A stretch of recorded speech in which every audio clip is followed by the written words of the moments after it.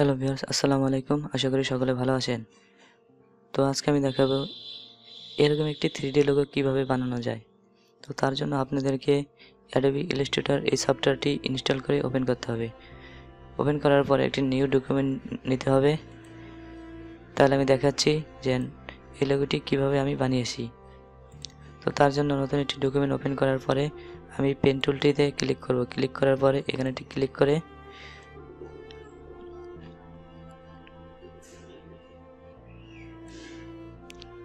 করে অলটা চেপে এখানে ক্লিক করার পরে নিচের দিকে ক্লিক করব। ক্লিক করার পর এখানে একটু ঘুরিয়ে দিব, পেন টুলটা একটু ঘুরিয়ে দিব। তারপর অলটা চেপে ক্লিক করলাম। ক্লিক করার পরে আমি এই সিলেকশন টুলটি ক্লিক করব। ক্লিক করার পরে এটাকে সিলেক্ট করব। সিলেক্ট করার পরে এই যে ইফেক্ট এখানে ক্লিক করব।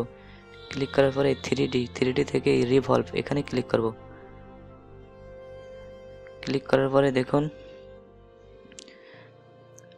ক্লিক করার পরে এখানে ওকে ক্লিক করলাম। ওকে ক্লিক করার পরে দেখুন আমাদের এই 3D ভাব চলে এসেছে। তো দেখুন